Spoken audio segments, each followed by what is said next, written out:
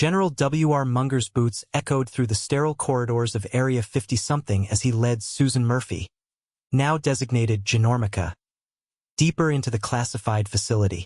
Her wedding dress, torn and dirty from her capture, dragged behind her massive form as she struggled to process her new reality.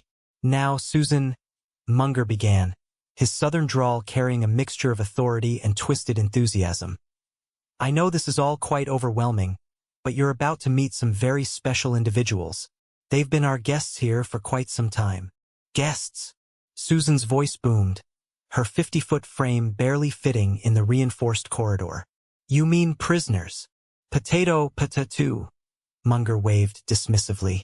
"The point is, they're your new roommates, and family, and quite possibly the only beings on Earth who understand what you're going through."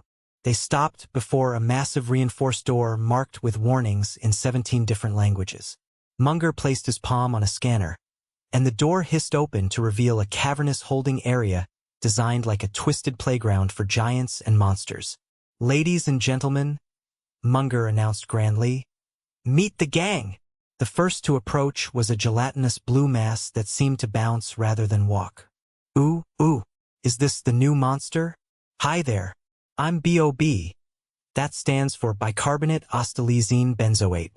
But you can call me B.O.B. Susan stared in disbelief as the creature's single eye focused on her with childlike enthusiasm. "You're blue. And what are you exactly?" "I'm a gelatinous mass created in a freak lab accident involving a tomato and some weird chemicals. I can absorb anything. I'm indestructible. And I don't have a brain. So I'm not burdened by things like logic or fear or remembering what I had for breakfast." "That explains a lot," muttered a voice from the shadows. A tall, insectoid figure emerged, adjusting tiny glasses with 4 arms. "Dr. Cockroach, Ph.D. at your service, my gigantic lady friend. I hold a doctorate in dance, but my true passion lies in scientific experimentation, particularly the kind involving my own DNA and that of resilient insects." Susan noticed his distinctly cockroach-like features and shuddered. "You experimented on yourself?" "Indeed. I successfully combined my DNA with that of a cockroach, granting me incredible abilities. I can climb walls, survive nuclear fallout, and I'm attracted to bright lights and sugar-based substances. The perfect combination of human intellect and insect survival instincts." "Great," Susan sighed. "Anyone else want to share their horrifying origin story?" "Well, since you asked." A scaled, fish-like humanoid approached, flexing impressively. "The missing link, but call me Link. I was frozen in a glacier for 20,000 years. I'm the evolutionary link between primitive sea life and modern land mammals. Also, I'm really good looking." B.O.B. bounced excitedly. "And don't forget Insectosaurus." The ground shook as something massive moved in the shadows. Susan looked up, way up, to see a towering larva the size of a skyscraper, with tiny wings that couldn't possibly support its bulk. That's a giant grub," Susan whispered. "Insectosaurus was mutated by nuclear radiation in the 1960s, Dr. Cockroach explained. Quite harmless, really. Think of him as a 350-foot tall puppy with mandibles." General Munger beamed proudly at his collection.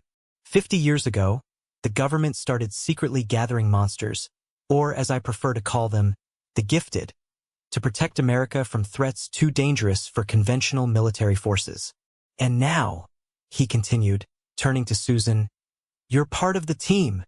The moment that Quantonium hit you, you became Earth's newest line of defense against the impossible." Susan looked around at her new family. A brainless blob, a cockroach scientist, a prehistoric fishman, and a giant insect. "This is insane. I was supposed to get married today. I was supposed to have a normal life." "Normal is overrated," Link said, striking a pose. "Besides, being a monster has its perks. 3 meals a day, cable TV, and all the jello we can eat. Plus," B.O.B. added cheerfully, "when the aliens invade, which, according to the general, happens more often than you'd think, we get to save the world. How cool is that?" Susan slumped against the reinforced wall, her wedding dress pooling around her massive form. Aliens? This day just keeps getting better. Dr. Cockroach adjusted his glasses thoughtfully. My dear, in my scientific opinion, you've just experienced the most extraordinary transformation in human history. You're no longer bound by the limitations of ordinary existence. You're something new, something powerful, something huge and scary? Susan interrupted. Something amazing, he corrected gently. And you're not alone. General Munger nodded approvingly. Welcome to the team, Genormica. Try not to step on anything important.